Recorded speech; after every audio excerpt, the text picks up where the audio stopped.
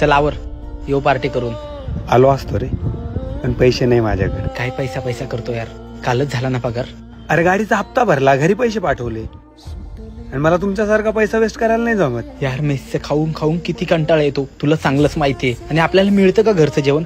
मग महिन्यातून एक वेळेस बाहेर खाल्लं तर काय प्रॉब्लेम आहे? पण मला नाही यायचं. देवा, माणसाने चिकट असावं, पण एवढं पण नाही. तुझ्यावर अजून वेळ आली नाही ना, म्हणून तू असं बोलतोय. पण एक लक्षात ठेव, पैसाच सगळं काही आहे. मान्य आहे, पैसा गरजेचा आहे, पण माणसापेक्षा जास्त नाही.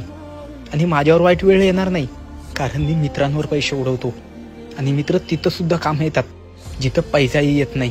पण तुला नाही कळणार. राहू दे, तू पैसा जप, मी माणसं जपतो. चल चाललो मी, आज फर्स्ट शिप आहे माझी. आणि हा, ते रूम मालक येणार आहे, ते भाडं देऊन टाक. मागच्या वेळी मी दिलं होतं, त्यावेळेस तू देणार आहेस. हो.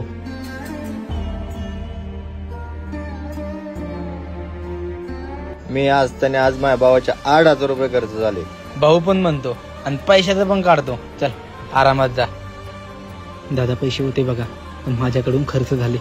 मी लवकरच देतो. मला काय माहिती नाही, रात्रीपर्यंत पैसे जमा कर, नाही तर रूम खाली कर. बघ तुम्ही. यार आता काय करू? मित्राला कॉल करतो. काय आज पण पार्टीला जायचंय काय? अरे नाही यार, रूमचं भाडं भरायचं. काही पैसे आहेत का तुझ्याकडं? Hello hello. अरे इथं आवाज येत नाही, नेटवर्क नाही. हॅलो. थकलो यार, आज पण ओव्हर टाइम केलं. अरे बॅग का भरतोय? मी रूम भाडं नाही भरू शकलो. अरे ते पैसे तर मी पार्टीला उडवले. तरी तुला सांगायचं, नको पैशाचं उधळ माफ करू, जपून ठेव. अरे मी 4 वर्ष झाले या शहरात राहतो.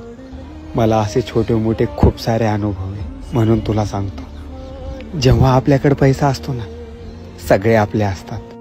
आणि ज्या वेळेस आपल्याकडे पैसा नसतो ना, त्यावेळेस सख्खे पण साथ सोडतात. मला माफ कर यार मित्रा, पूर्ण चुकी माझी असताना सुद्धा आज तुला माझ्यामुळे रूमच्या बाहेर निघावं लागलं. नको एवढा विचार करू. भूक लागली असेल ना तुला, चल काहीतरी खाऊ. पैसे? 3 दिवस झाले मोबाईलचा रिचार्ज संपला, पण मी नाही केला रिचार्ज.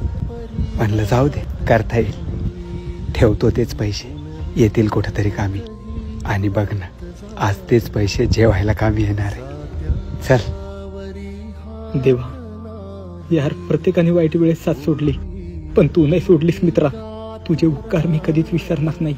एकीकडे मित्र म्हणतो आणि दुसरीकडे उपकाराच्या गोष्टी करतो. आपली मैत्री व्हॉट्सअप इंस्टाच्या स्टोरी पुरती मर्यादित नाही रे मित्रा. मी तुला तिथं पण साथ देईल जिथं तू स्वतः हिंमत हारशील.